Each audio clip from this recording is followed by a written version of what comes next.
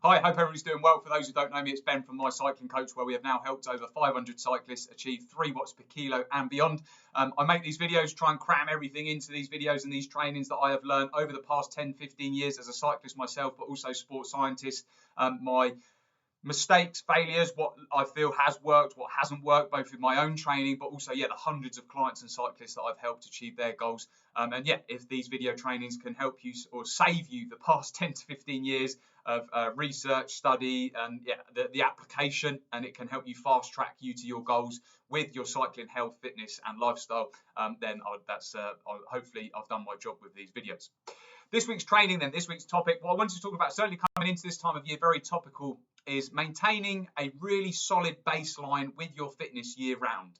And using the framework which I've adapted over the years, I actually call it seasonal habits, and adapting your seasonal habits to ensure that you can maintain this baseline.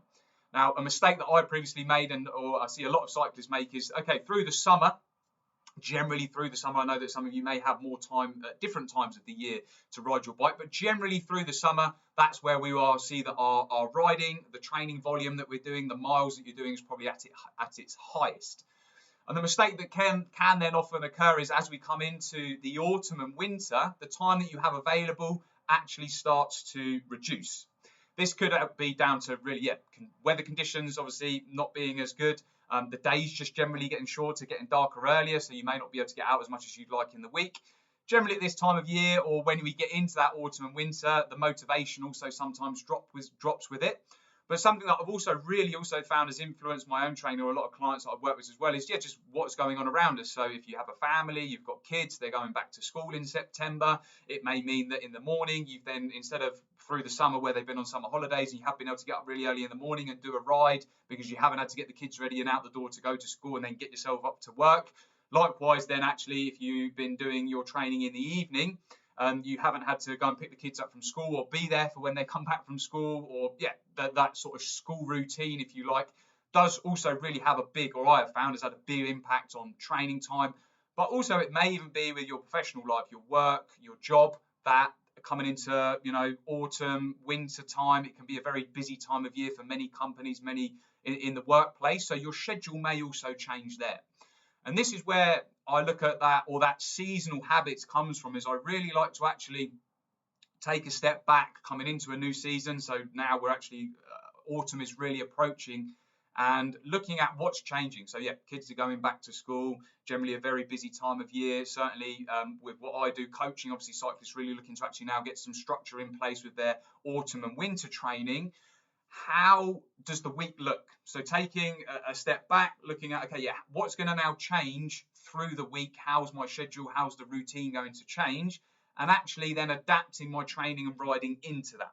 Rather than the previous mistake that I've made is, or what I've seen a lot of cyclists make, is I'm no longer now going to be able to perform the mileage that I've been doing through the summer, and just let that consistency go completely out the window. And rather than maintaining at least some minimum consistency with the training and riding, and completely stopping, trying to just do a little bit through to Christmas and then having to restart almost from scratch in January, actually just looking at what is possible, what can I actually still incorporate coming into this time of year to now maintain that consistency after the summer, to build on that progress year on year. And going back to an example where I first learned this, there was a period, I used to have a watt bike, and I would, coming into this time of year, certainly the autumn and winter, so I would have gone through the summer, done lots of riding out on the road, had a really good summer of training, and the real turn point for this with me was I actually continued to ride that watt bike in a higher volume week. Just as an example, what may have been when I was going through this period was about 10 to 15 hours a week through the summer. That's what I would consider as a real good higher volume week of training, going through a summer period. And then transitioning into the autumn and winter, I was finding that I'd actually on some weeks only really have maybe half an hour max, absolute maximum, an hour to get on the bike and do some riding. And the difference that I saw from the year where I continue to just at least do, as I said, I can remember this, it was even about 10 years ago now, every day or 4 or 5 times a week coming into the autumn and winter, I looked at what was available and I realized I only had 30 minutes to 60 minutes to train, but I still kept doing and ensured that I was doing 30 minutes during the week on the watt bike every morning, whether it was before the kids got up and I got them out the door to school, or it was after, fitting that into the schedule.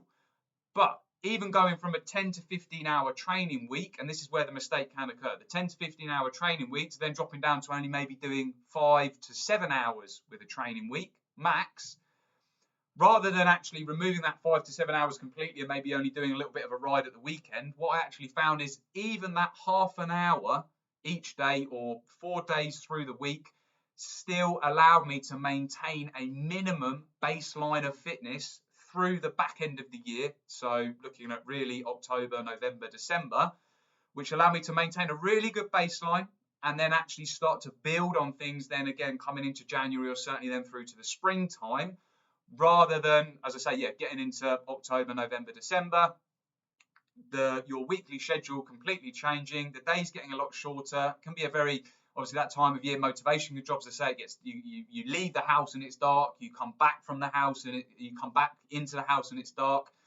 and really just ensuring that you're still maintaining some consistency there, looking at your schedule. And that's what I'm saying, that's those seasonal habits, is if you can just really look at what the time that you have available, how your routine is changing. You can even break this down into like quarterly reviews if you like to work in it like that. Q1, Q2, Q3, Q4, how's your schedule changing? How's your routine changing? What's happening? What's changing with your lifestyle at those times of year? And still then just ensuring you're maintaining those habits through those periods. Because the kids are still going to be there, family's still going to be there, there's always going to be other things going on, work is always going to still be there, but it's how you can ensure that you're incorporating your training into that to maintain those habits, which is going to allow you to maintain that consistency and keep that real good baseline with your fitness. And if you keep that baseline there will be then times of the year or in those seasons where you can then build on that base. And actually, if you continue to do that year on year, you will see some really nice progress with that, rather than having times in the year or seasons where that base actually then completely drops and you find that actually year on year you're just having to bring yourself constantly back up to that baseline, rather than maintaining that baseline and then really being able to build on that year on year with your Power Fitness.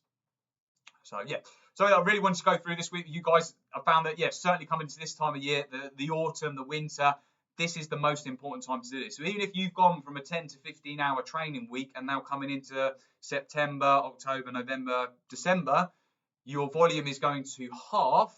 Don't worry. Don't think that, there's no point in even doing those 5 to 7 hours because I'm not going to get anything from it. You are going to get something from it, and it's really going to allow you to maintain that baseline to then build on for next year in 2024, but also early next year going into the spring and summer, and ensure that you're making real nice progress with your Power Fitness riding and health there. Something I found really worked, wanted to share that with you guys, especially that watt bike story. I found that half an hour on the watt bike, half an hour on the trainer, even if it is just half an hour, even if it's just 20 minutes, please do it, and it really will make such a huge difference on a long term with that consistency there.